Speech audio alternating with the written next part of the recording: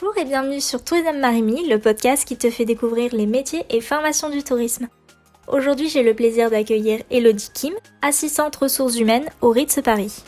Dans cet épisode, elle t'explique les missions qui rythment ses journées et te partage tout ce qui, en tant que recruteur, retient son attention ou au contraire lui crée un blocage dans un CV, une lettre de motivation ou encore pendant un entretien.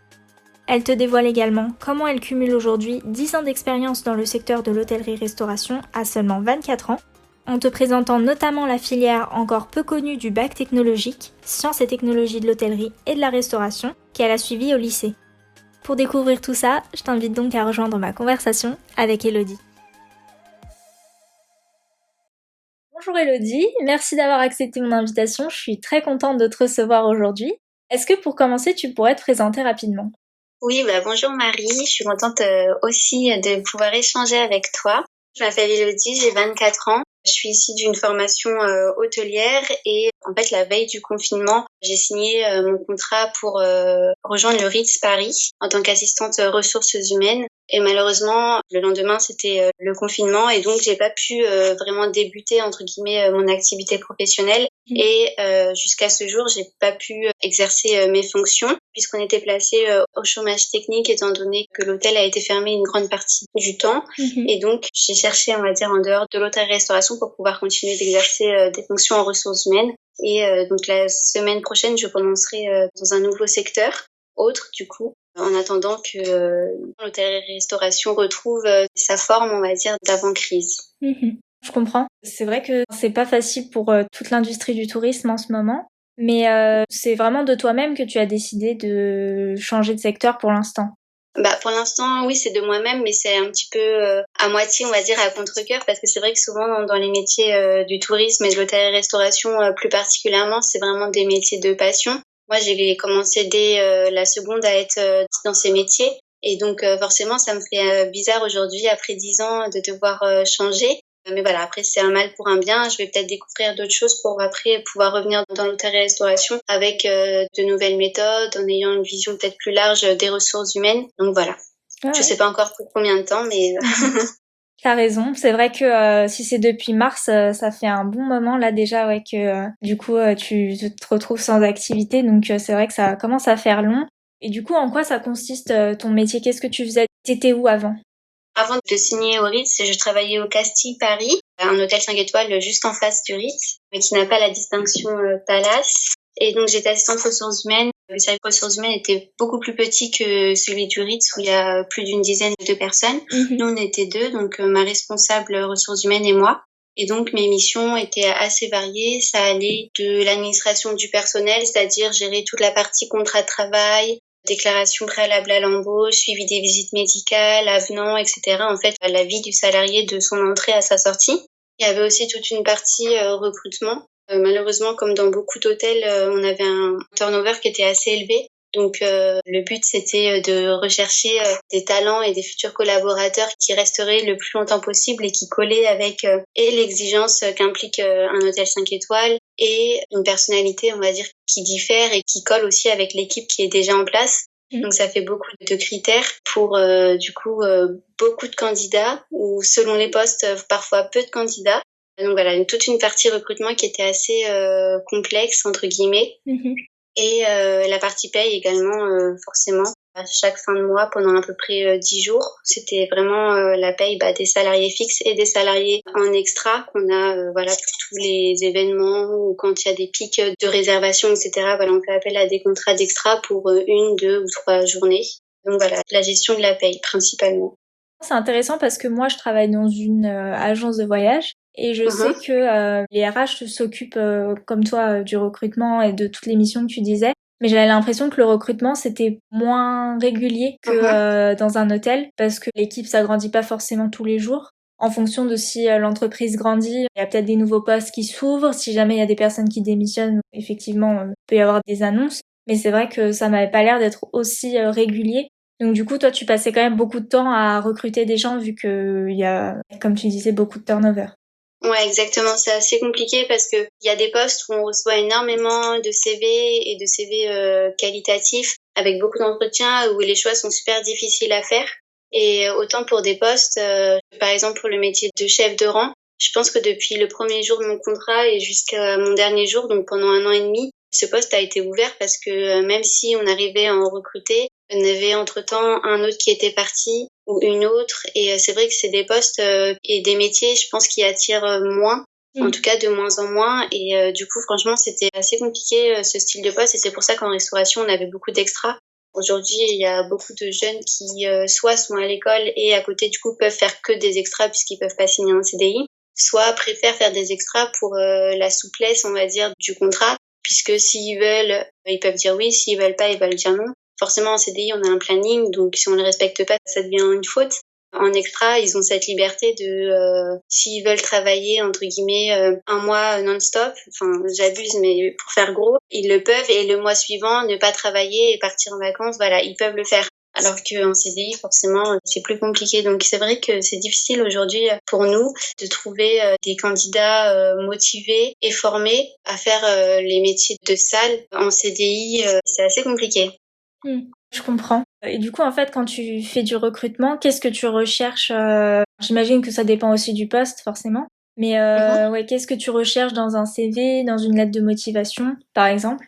Alors, dans un CV, ce que je recherche, c'est plutôt la formation et l'expérience, puisque voilà, même si c'est des métiers sur lesquels on peut être formé en partie sur le terrain, il y a quand même des bases, entre guillemets, à avoir, en tout cas dans l'hôtellerie et la restauration de luxe. Et après, c'est vrai que tous les petits plus, entre guillemets, du luxe, sur la personnalisation de services, etc., ça peut s'apprendre sur place. Mais sur le CV, ce qu'on recherche, nous, en hôtellerie-restauration, en tout cas, pour ma part, les directives qui m'étaient un peu données pour le Castille, c'était vraiment avoir un minimum de formation et avoir une expérience dans un établissement similaire, même si c'était 4 étoiles. C'est vrai qu'en dessous, on estime que la marge peut être trop large, entre guillemets, entre la qualité de service qu'on demande dans un 1, 2 ou 3 étoiles par rapport à un 5 étoiles. Okay.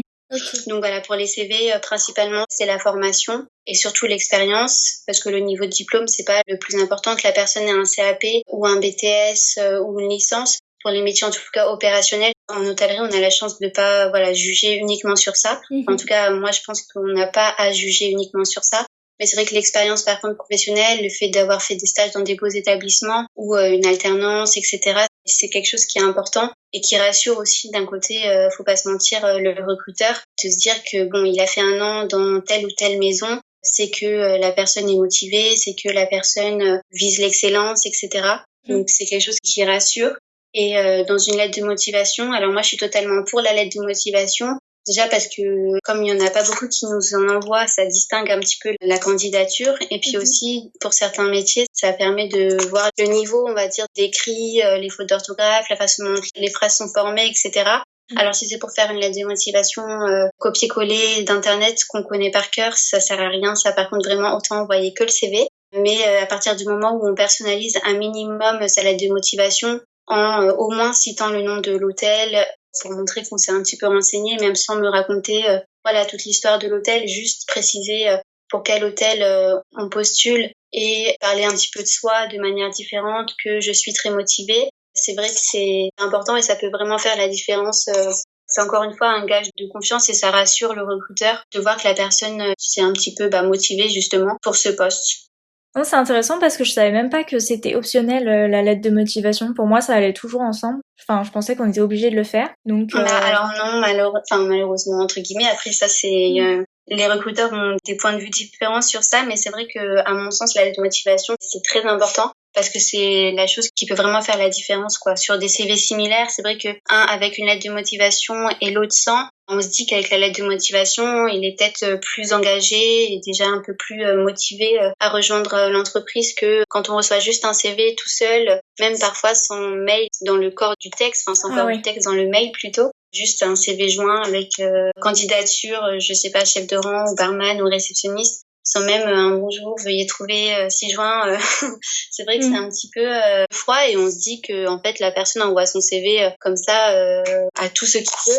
Et c'est pas hyper flatteur, même si on sait très bien que le marché de l'emploi c'est comme ça. Et quand on cherche du travail, on postule dans plusieurs entreprises, c'est tout à fait normal. Mais il faut montrer un minimum d'estime pour le recruteur. Complètement, je suis d'accord.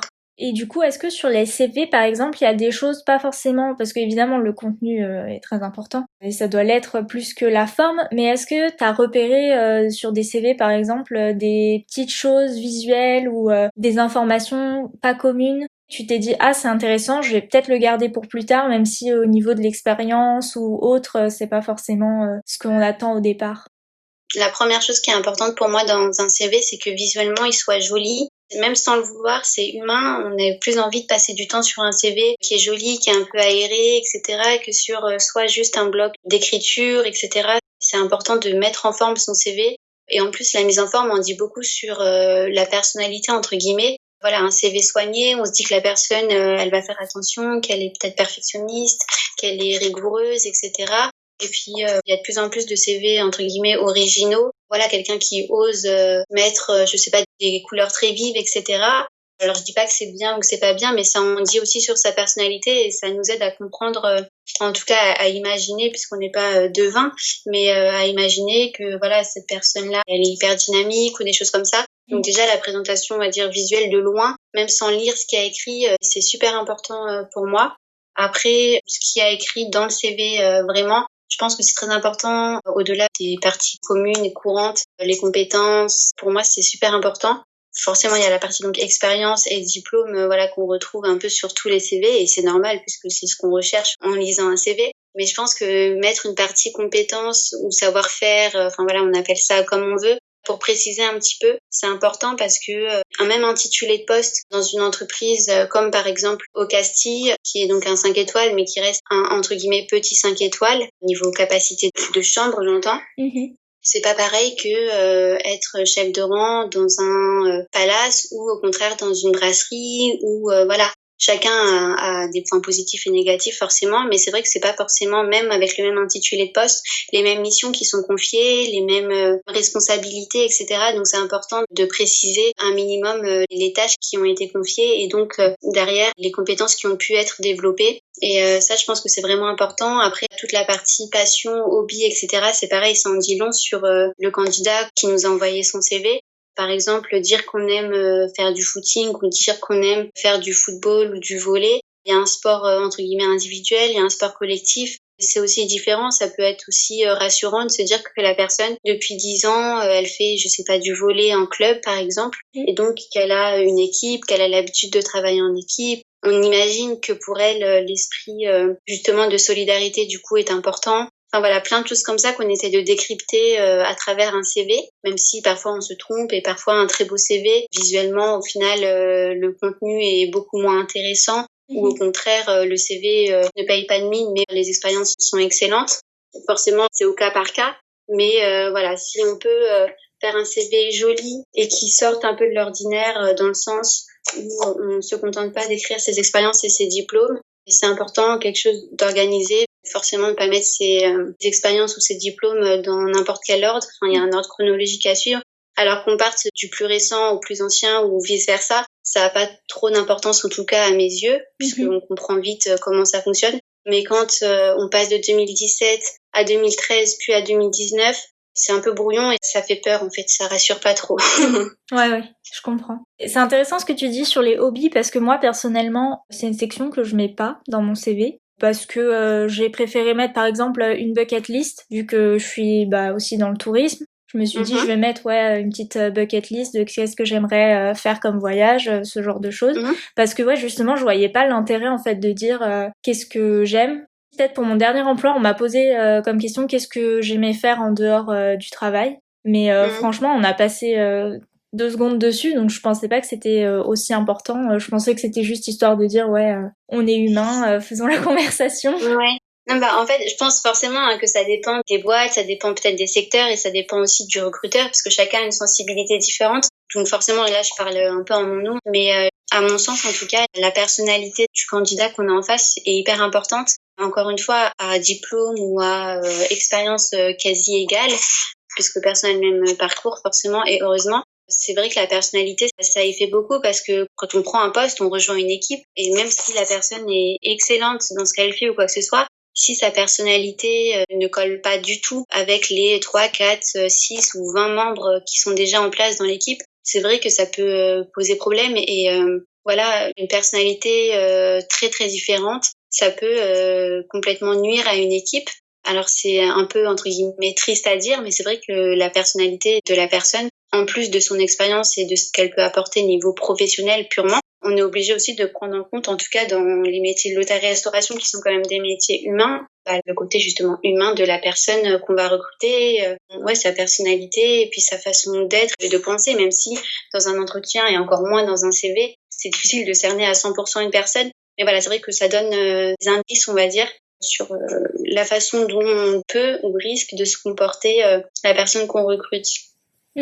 Ah non, c'est sûr, je suis d'accord. Et en entretien, du coup, est-ce que y a des questions que tu poses régulièrement, une question en particulier que tu aimes bien poser? Alors moi, je suis un petit peu contre la question « citez-moi 3 défauts et 3 qualités ». En tout cas, posée comme ça crûment. Je trouve que c'est vraiment un peu une question piège parce que c'est très difficile. Quand on est en entretien et qu'on est candidat, on est forcément stressé. Normalement, on veut réussir et obtenir le poste. Donc, dire 3 défauts, c'est compliqué parce que on veut pas mettre en avant ces parties négatives, entre guillemets. Cette question, je la contourne un petit peu. Alors, je pense pas que ce soit vicieux de ma part. En tout cas, c'est pas le ressenti que j'ai l'impression que les candidats aient quand je suis en entretien avec eux. Mais je la pose plutôt dans le sens à qu'est-ce que vous pourriez améliorer pour votre poste, parce que en plus, quand on me dit je suis jalouse avec mon copain, ma copine, des fois il y a des réponses comme ça qui, je pense que les candidats sont tellement stressés qu'ils savent pas trop quoi dire et que justement ils veulent pas dire des défauts qui vont vraiment impacter, on va dire, son travail et du coup qui me disent des défauts un peu trop personnels pour le coup. Ça n'a aucun intérêt, et donc c'est pour ça que je pose pas cette question, mais plutôt qu'est-ce que vous pensez pouvoir améliorer pour obtenir le niveau que vous rêveriez d'obtenir pour ce poste. En fait, c'est plus un axe d'amélioration et de toute façon, un défaut, ça se travaille. Enfin, quand on a conscience d'avoir un défaut, normalement, on fait en sorte de le travailler. Donc voilà, moi je préfère tourner cette question dans ce sens. Et après, moi, les questions que j'aime bien poser, c'est si j'appelais votre ancien employeur, qu'est-ce qu'il me dirait de vous? Je trouve que cette question, elle est importante parce que déjà, ça m'en dit sur la relation qu'il avait avec son ancien employeur.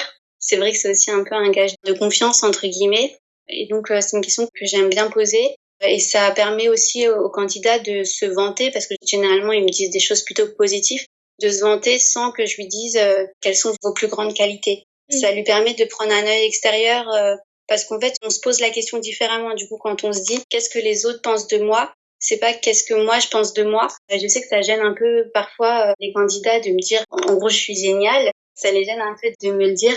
Alors que quand ils font parler entre guillemets leur ancien responsable ou leur responsable actuel, ils ont plus de facilité à me le dire. Et est-ce qu'il y a des choses vraiment pendant un entretien qui sont rédhibitoires selon toi? Ce dont j'ai horreur et qui pour moi vraiment est dommage, c'est les réponses toutes faites qu'on trouve encore une fois sur Internet. Moi, si je peux donner un conseil pour un entretien, c'est normal d'être stressé, entre guillemets, dans le sens, voilà, normalement, comme je l'ai dit, on a envie d'avoir le poste, donc forcément, on se met un petit peu la pression. Donc, c'est normal de vouloir aller se rassurer en regardant sur Internet, etc., au cas où il y a des questions pièges, parce que voilà, tous les recruteurs sont différents et mènent les entretiens de façon différente, donc forcément, il faut aussi être préparé. C'est normal de s'y préparer, mais moi, je dirais qu'il faut se préparer idéalement en se renseignant forcément sur l'entreprise, parce que ça c'est important, même si on s'attend pas à ce que le candidat nous récite l'histoire depuis sa création jusqu'aujourd'hui de l'entreprise, que voilà, il se soit un minimum renseigné quand même sur les valeurs de l'entreprise, sur le poste, les missions du descriptif de poste pour lequel il a postulé, etc. Pour moi, ça c'est important. Et après, voilà, réfléchir à 2-3 réponses, 2-3 qualités, 2-3 défauts, parce que même si c'est pas posé de cette manière assez crue entre guillemets, il est possible que ça vienne, c'est normal. Quand on est en entretien, le recruteur, il cherche à en savoir plus sur nous. Donc, il faut savoir quand même se vendre. Mais après, je pense qu'il faut pas trop non plus se préparer justement sur tout l'aspect personnalité. Parce qu'en fait, plus on est naturel en entretien, déjà plus on est à l'aise. Et plus le recruteur voit de toute façon la personnalité de la personne qui est en face. Donc, ça sert à rien de vouloir jouer son propre rôle. En fait, on est juste nous-mêmes. Les candidats ne devraient pas avoir à se préparer sur eux-mêmes, sur leur comportement, etc. Sur l'entreprise, oui, sur les missions, oui, sur tout ce qui pourrait être hors ce qui lui concerne directement, mais sur tout ce qui le concerne lui. Il ne devrait pas avoir à se préparer plus que ça, puisque normalement, personne ne connaît mieux lui que lui. Ouais. Donc, c'est pas les réponses d'Internet qui vont le mieux correspondre aux questions qu'on va lui poser, quoi. Ouais, complètement, je suis d'accord. Après, ça dépend du recruteur aussi, je pense. Parce que moi, je sais qu'il y a des personnes qui sont peut-être un peu plus froides ou la manière dont les questions sont posées, comme tu disais, ça peut aussi t'inciter à répondre d'une manière ou d'une autre. Donc, ça joue aussi. Ouais, c'est sûr. De toute façon, moi, je pars du principe que dans un entretien, le recruteur, autant que le candidat, a son rôle à jouer, entre guillemets. Et encore plus, nous, du coup, sur le marché l'hôtellerie-restauration, on avait pour certains postes du mal à recruter. Le recruteur, dans certaines situations, il est même pas en situation de force, entre guillemets. Moi, je vois vraiment les entretiens d'embauche comme des échanges. Moi, en tant que recruteur, je suis là pour expliquer au candidat ce qu'on recherche et ce qu'on attend, en fait, du prochain candidat, comment ça se passe dans l'entreprise, comment ça se passe dans l'équipe, comment est son manager. Donc voilà, après nous, forcément, il rencontrait son manager aussi. Mais voilà, quand je faisais les entretiens avant, c'était vraiment, il lui expliquait le contexte de la manière la plus large et la plus précise possible pour voir si lui, ça lui plaît, si lui, il a envie de nous rejoindre, si lui, l'émission lui convienne. Parce que de toute façon, lui mentir et lui vendre entre guillemets du rêve ou lui cacher des choses, c'est même pas dans notre intérêt parce que admettons que la personne accepte un poste que je lui aurais vendu en voulant embellir la chose pour qu'il accepte le poste. Il va vite se rendre compte que c'est pas la réalité et donc il va s'attendre à un tel poste et au final il va prendre son poste et ça va être différent, soit au niveau des missions, soit au niveau de l'ambiance, peu importe. Et en fait il va être déçu et il va vouloir partir. Donc en fait c'est pas non plus mon but. Mon but c'est d'être transparente avec lui sur comment ça va se passer sa prise de poste, etc. Pour que lui s'il accepte, il soit dans les meilleures conditions et qu'il sache entre guillemets à quoi s'attendre. Après, forcément, on peut se rendre compte une fois sur le terrain que ça correspond pas. En tout cas, moi, je lui aurais pas menti. Il aura su en démissionnant de son ancien poste ou en signant la promesse d'embauche chez nous que ça allait se passer plus ou moins de cette manière. Je trouve que ça bien de voir aussi l'entretien comme un rapport de force d'égal à égal, plutôt que de se dire oui, c'est moi qui postule, donc je suis en infériorité, faut que je me fasse bien voir, etc. Je trouve que c'est mieux de le voir comme ça, c'est peut-être plus rassurant aussi de se dire ça avant de passer un entretien. Ouais, c'est sûr. Après, bon, forcément, encore une fois, ça dépend des recruteurs. Mais je pense que de plus en plus, quand même, les recruteurs prennent conscience que c'est important que le candidat se sente bien, en tout cas en entretien, un minimum. Après qu'il soit stressé, encore une fois, c'est un petit peu normal. Et de toute façon, les candidats qui arrivent beaucoup trop sur deux, en tout cas, moi, pour ma part, ça me fait un blocage quasi immédiat. On peut pas arriver en disant je suis meilleur, prenez-moi. Voilà, en ces termes, vraiment. C'est normal de se vendre, d'en rajouter. C'est le jeu, entre guillemets. Mais voilà, c'est vrai qu'être trop sûr de soi, c'est pas non plus forcément agréable pour le recruteur. Je comprends. En tout cas, merci pour ces conseils. Et du coup, est-ce que tu peux revenir un peu sur ton parcours? Parce que tu as dit que tu étais dans l'hôtellerie depuis la seconde. Donc, comment est-ce que tu es devenue assistante RH au fil des années? Alors, du coup, moi, à l'issue de ma troisième, je voulais être pâtissière. Donc, du coup, j'ai fait une formation en hôtellerie-restauration, donc en intégrant une école hôtelière à Paris. J'ai passé donc un bac technologique hôtellerie-restauration, un BTS hôtellerie-restauration dans ce même lycée. Et à la suite de ça, pendant en fait mon stage de 4 mois de BTS, j'ai pu être assistante de direction dans une brasserie gastronomique. Et mon maître de stage, en fait, était, elle, une ancienne assistante RH, enfin, issue d'une formation RH, et commençait à peine dans l'hôtellerie. Donc, c'est vrai qu'on se complétait beaucoup, et c'est elle qui m'a donné goût à la fonction des ressources humaines, qui est hyper large. Donc, en 4 mois, j'ai pas du tout pu me rendre compte de tout ce que ça signifiait.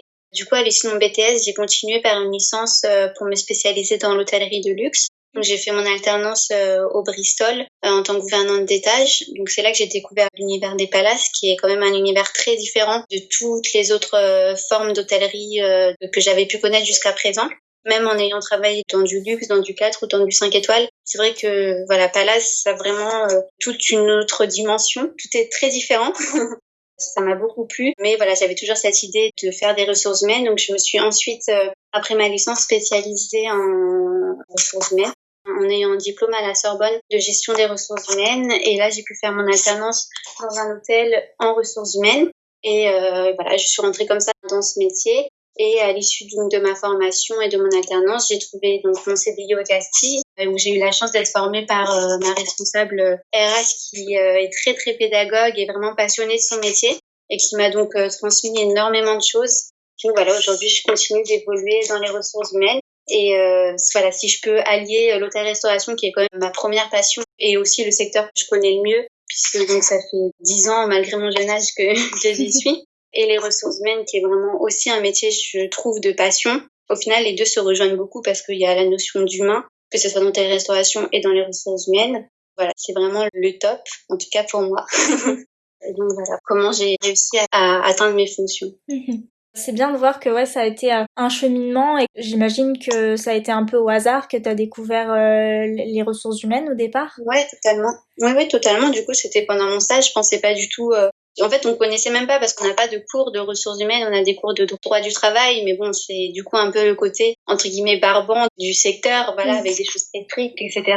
Mais à côté, les ressources humaines, c'est un métier avec beaucoup de relationnel, beaucoup de support. En fait, on rend beaucoup service, mais dans l'ombre, entre guillemets, c'est quelque chose que, en tout cas, moi, j'adore. On est hyper utile sans forcément être mise en avant. Alors, donc, des fois, c'est un peu frustrant, mais c'est aussi beau, entre guillemets, de faire ça de manière humble, on va dire. Complètement. Et du coup, par rapport à ton bac technologique en hôtellerie-restauration, est-ce que tu peux en dire plus? Parce que franchement, je connais pas beaucoup de gens qui en ont fait. Enfin, c'est un bac un peu particulier, on va dire. Les gens ont tendance à se tourner vers des voies un peu par défaut classiques. Mais ça peut être intéressant, si on s'intéresse dès le départ à quelque chose, de se tourner vers là. Ça te permet d'avoir beaucoup d'expérience à un jeune âge comme toi. Exactement, mais en fait, le bac technologique, c'est un bac qui est rattaché au bac généraux, donc bac S, ES ou L, sauf qu'en fait, c'est comme si j'avais une spécialité, on va dire, hôtellerie depuis le début, c'est-à-dire qu'à l'école, pendant mes 3 années de bac, j'avais les matières classiques, entre guillemets, du tronc commun, maths, français, histoire, géo, sauf que c'était géographie touristique et pas seulement géographie. Mais voilà, sinon, j'avais vraiment les matières classiques que tous mes autres camarades, en tout cas du collège, avaient en bac généraux. Et à côté, j'avais aussi dans mon emploi du temps des métiers de technologie restaurant pour un peu apprendre la théorie, on va dire, des métiers, en hébergement également pour la réception et puis les chambres d'hôtel, les étages. Et sur la partie cuisine aussi, cuisine et pâtisserie. Donc c'était en plus dans notre emploi du temps, en fait, tout simplement. Et on avait une journée par semaine de travaux pratiques où on faisait donc soit de la cuisine, soit de la pâtisserie, soit du restaurant. Et en fait, dans le lycée hôtelier où j'étais, on a un restaurant d'application où on recevait du coup des vrais clients qui payent, alors à un moindre coût forcément. Donc je vous invite à essayer si vous êtes addict entre guillemets ou si vous juste vous aimez bien la bonne gastronomie, à essayer les restaurants d'écoles hôtelières. Parce que c'est vrai que c'est des bons produits, parce que les élèves veulent apprendre et souvent, encore une fois, c'est des métiers de passion, donc ils sont heureux de le faire. Et pour autant, comme c'est des écoles, on ne peut pas faire de la concurrence aux véritables restaurants. Donc les prix sont très abordables. Donc voilà, on avait la chance vraiment de pouvoir mettre en pratique, on va dire, tout ce qu'on apprenait à côté.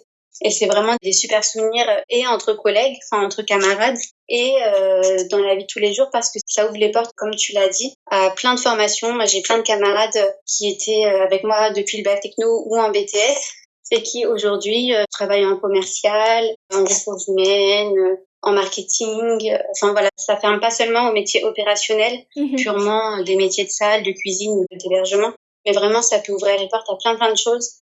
Et c'est vrai que là, en passant les entretiens du coup pour un secteur autre que l'hôtellerie, pour la première fois, je me rends compte que le fait d'avoir fait l'école hôtelière, ça rassure aussi certains recruteurs sur le fait qu'on nous instaure dès du coup notre plus jeune âge, entre guillemets, une certaine rigueur. Voilà. Ouais, c'est hyper intéressant et je pense que c'est des filières qui sont pas du tout mises assez en avant parce que les filières générales, ça correspond pas forcément à tout le monde. Donc je pense que ça mériterait d'être plus mis en avant comme l'orientation en général, je pense, parce que on n'est pas beaucoup aidé là-dessus. Mais ouais.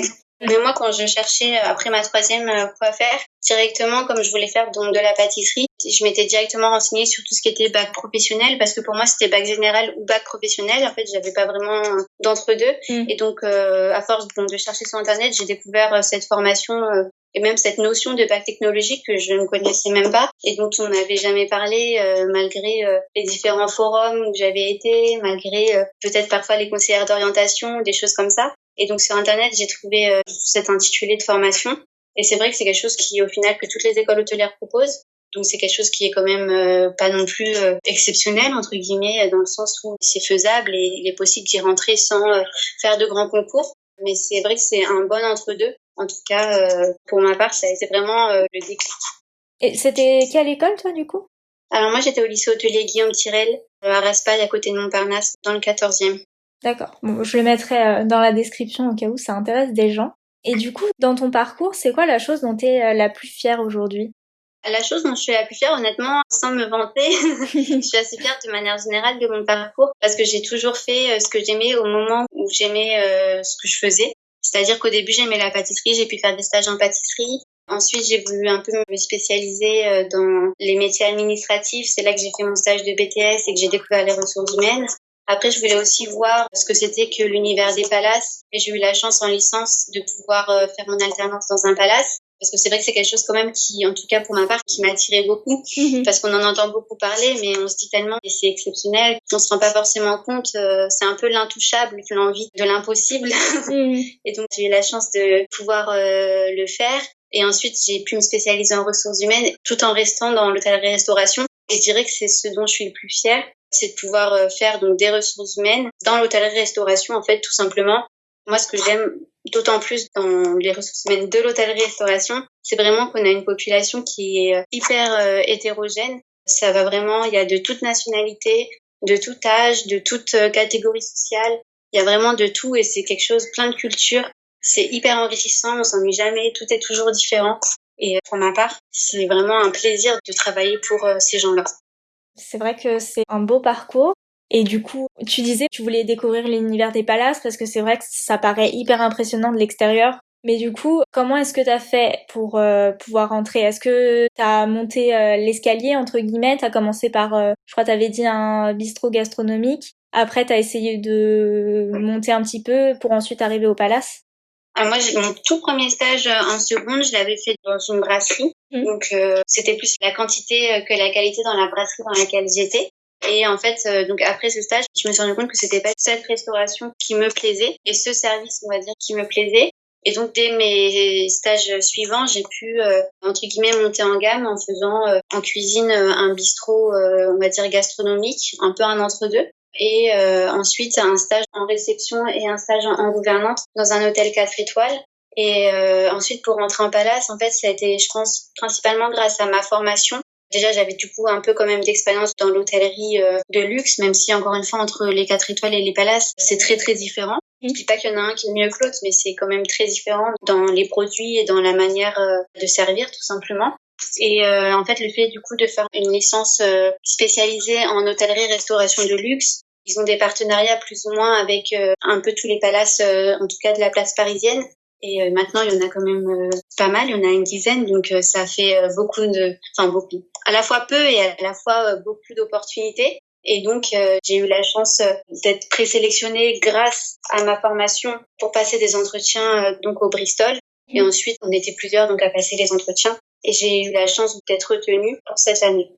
C'est bien de voir que rien n'est inaccessible, entre guillemets, et que tu peux toujours avoir des opportunités pour des beaux postes comme ça, même quand il y a beaucoup de concurrence. Donc, c'est hyper encourageant. Merci pour ça. Et du coup, est-ce qu'il y a un moment où tu t'es dit, ouais, là, c'est un peu difficile, ou vraiment, t'as rencontré un gros obstacle et... Très sincèrement, je dirais là, quand j'ai dû me rendre à l'évidence qu'il fallait que je cherche en dehors de l'hôtellerie-restauration. Parce que déjà, forcément quitter ce secteur, je l'avais pas vraiment envisagé, en tout cas si tôt. Donc voilà, ça a un peu précipité les choses, cette crise du Covid. Maintenant, je me dis que c'est un mal pour un bien. Je vais peut-être découvrir plein de nouvelles choses, plein de nouvelles méthodes que je pourrais apporter à l'hôtellerie-restauration si je décide d'y retourner. Mais je dirais que ça a été ma plus grosse difficulté et je pense pour beaucoup malheureusement de collègues d'hôtellerie-restauration et pas que. Cette crise, elle a quand même été hyper soudaine, entre guillemets, personne s'y attendait et personne s'attendait qu'elle soit de cette ampleur et pendant aussi longtemps. Quand je vois les différents hôtels pour lesquels j'ai travaillé fermer, ne pas rouvrir ou essayer de rouvrir mais refermer un mois plus tard et voir tous mes collègues au chômage, c'était compliqué. Quand on aime ce qu'on fait, d'autant plus, au-delà de toutes les répercussions financières, forcément, on a quand même des métiers qui sont prenants, qui sont parfois durs, mais qui sont passionnants. Et du coup, d'arrêter du jour au lendemain, c'est vrai que c'est compliqué, je pense, pour beaucoup. Là, du coup, tu vas te réorienter vers quoi en attendant? Vers quel secteur? Alors du coup, là, j'intègre un groupe qui travaille dans la publicité. D'accord. Donc, il y a aussi quand même un côté un petit peu humain, mais c'est très différent parce que c'est un très gros groupe dans l'hôtellerie-restauration, même dans les palaces ou dans les gros hôtels, ça reste quand même plus ou moins à taille humaine. Là, c'est vrai que je me rends compte que ce sera impossible que je connaisse tous mes collaborateurs, alors que ça a toujours été le cas dans les différentes maisons que j'ai pu faire, au moins de vue. Là, c'est impossible, c'est un groupe international, ça va être très différent, une organisation très différente aussi. Donc voilà, je sais pas, peut-être que je vais adorer, peut-être qu'au contraire, ça va pas du tout correspondre à ce dont j'ai l'habitude et ce que j'aime aussi. Donc à voir, c'est un nouveau challenge, mais bon, ça fait partie de la vie. Oui, c'est sûr. Et puis, justement, même si ça te plaît pas, tu pourras te rendre compte que t'étais très bien là où t'étais et une fois que ça reprendra, tu pourras y retourner. Et je sais pas si... Parce que moi, je sais que je regarde un peu les annonces quand même de temps en temps, vu que j'essaye d'en relayer un petit peu. Je sais pas si t'as vu s'il y avait des annonces dans le secteur du tourisme plus largement plutôt que l'hôtellerie-restauration. Parce que j'en ai pas vu beaucoup en RH parce que c'est vrai que les recrutements sont quand même limités. Donc voilà, forcément, ça t'impacte également. Mais je sais qu'il y a quand même des postes qui s'ouvrent de temps en temps. Donc je sais pas si de ton côté, ouais, vraiment, t'as vu que c'était bouché. En fait, très sincèrement, quand je me suis rendu compte qu'il fallait que je cherche en dehors de l'hôtellerie-restauration, je me suis pas spécialement non plus tournée vers d'autres métiers du tourisme pour la simple et bonne raison que j'avais peur que ça fasse comme l'hôtellerie-restauration, c'est-à-dire que j'ai préféré orienter mes recherches directement vers des secteurs entre guillemets sûrs ou d'avenir ou je sais pas comment on peut appeler ça, même si bon, il y a rien qui est sûr à 100%. Mais c'est vrai que je voulais pas quitter un secteur très impacté par la crise pour retourner dans un secteur, même s'il l'est moins, qui risque d'être impacté par la crise, d'être fortement impacté par la crise. Donc voilà, le but quand même en changeant d'emploi, même si j'ai toujours l'hôtellerie-restauration dans ma tête, c'est quand même pas d'y rester seulement pour 6 mois ou pour 1 an. J'aimerais quand même y faire une véritable expérience et voilà, apprendre au maximum. Donc j'espère rester au moins 2 ou 3 ans dans mon futur poste. Donc forcément, je vois aussi un petit peu à moyen terme. Et c'est vrai que de manière générale, le tourisme, malheureusement, à moyen terme, j'ai un peu peur. Très sincèrement. Ouais. Je comprends complètement. Après, c'est vrai que là, les perspectives, elles sont pas très joyeuses. On sait pas exactement combien de temps ça va être impacté. Mais après, c'est vrai que moi, je reste quand même optimiste parce que je me dis que de toute façon, les gens, ils vont pas s'arrêter de partir en vacances. Donc forcément, ça reprendra un jour. Mais c'est vrai qu'en attendant, c'est compliqué. Et du coup, pour conclure, je voudrais juste te poser une question. Alors, il n'y a pas toujours une réponse évidente qui vient, mais est-ce qu'il y a une ressource, donc ça peut être un livre, un film ou complètement autre chose, qui fait que au début, tu as voulu devenir pâtissière et qui t'a conduit du coup à trouver ta voie en RH aujourd'hui? Pas spécialement.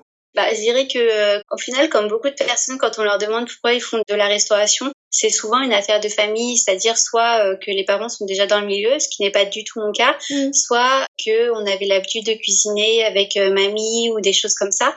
Moi, je dirais que c'est plus ça. Alors pas forcément avec mamie, mais en fait parfois toute seule. Ça m'est venu assez naturellement en fait entre guillemets de faire des gâteaux quand j'étais toute petite. Et du coup, voilà, quand j'avais pas trop d'idées de ce que je voulais faire plus tard, c'est vrai que c'est un petit peu toujours ça qui me revenait. Même ma maman me disait du coup, tu feras pâtissière puisque tu fais tout le temps des gâteaux. Et puis elle était bien contente de les manger aussi. mais du coup voilà, je dirais peut-être de lire les vieux livres de recettes de mamie qui m'ont donné envie de base de faire un peu de la pâtisserie. Et voilà, après le fait d'avoir pas d'autres idées, en fait, je me suis dit ça sera ça. Pas par défaut, mais parce que j'ai pas d'autres idées. Et donc voilà. C'est trop cool, en plus de voir aussi que tes parents ils t'ont soutenu là-dedans. Parce que je pense qu'aujourd'hui c'est de plus en plus démocratisé avec toutes les émissions de cuisine et tout ça. Ça devient vraiment quelque chose d'enviable et de bien vu entre guillemets. Mais je pense qu'il y a quelques années en arrière, c'était encore des métiers qui étaient un peu dévalorisés aux yeux de la société parce que t'es pas médecin, t'es pas avocat, ce genre de trucs. Et je pense qu'aujourd'hui, le secteur du tourisme, c'est encore un secteur qui est pas très pris au sérieux parce que tu parles de vacances, de repos, et donc du coup, ça fait tout de suite pas sérieux. Mais bon, j'ai l'impression que c'est exactement. Malheureusement, je pense qu'on souffre encore aujourd'hui, même si je pense qu'effectivement que c'est moins qu'avant. Je pense quand même qu'on souffre aujourd'hui quand même de cette entre guillemets mauvaise image dans l'hôtellerie-restauration. Et je pense encore plus dans la restauration avec des pratiques qui parfois sont violentes, étaient violentes. Alors j'imagine malheureusement que on va pas se mentir, et dans certaines cuisines c'est peut-être encore le cas. Mais c'est vrai que de manière générale, tout va quand même en s'améliorant dans ce secteur. Et donc il y a zéro raison, en tout cas moi à mes yeux, de trouver que c'est un secteur honteux ou un secteur Alors c'est un secteur difficile forcément parce que c'est des métiers physiques, c'est des métiers avec des horaires décalés, c'est des métiers où on peut travailler pendant les fêtes, pendant les week-ends, etc. Il y a plein d'inconvénients. Mais il y a aussi tellement d'avantages dans le sens où on fait ce qu'on aime, on procure du plaisir aux gens, on travaille dans de beaux établissements, dans un cadre quand même, c'est pas juste une tour avec uniquement des bureaux, il y a de la vie, on rencontre des clients, chaque jour est différent. Il y a quand même tellement de points positifs à côté que de toute façon, quand on est passionné, on accepte des choses. Alors, faut pas en accepter trop. Je pense à tous ceux qui sont malheureusement dans des cuisines ou dans des établissements avec des patrons pas forcément respectueux. Mais bon, ça arrive aussi dans tous les secteurs de toute façon. Donc, Ouais, complètement. Donc, voilà. C'était un bon mot de la fin. Je te remercie beaucoup pour cet échange. C'était hyper intéressant. Et puis, je te dis à bientôt. Bonne journée. Merci à toi. Bonne journée. Merci, au revoir. Au revoir.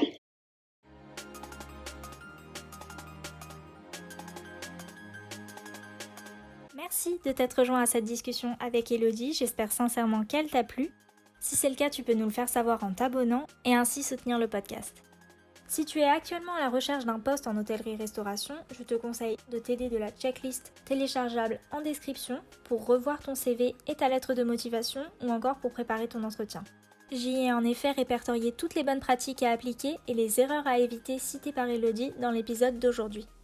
Si tu souhaites en apprendre davantage sur le bac technologique Sciences et technologies de l'hôtellerie et de la restauration, je t'invite à consulter également les notes du podcast où je t'ai listé pas mal de ressources à ce sujet. Tu peux aussi te connecter à Elodie et moi sur LinkedIn, les liens de nos comptes sont eux aussi dans la description.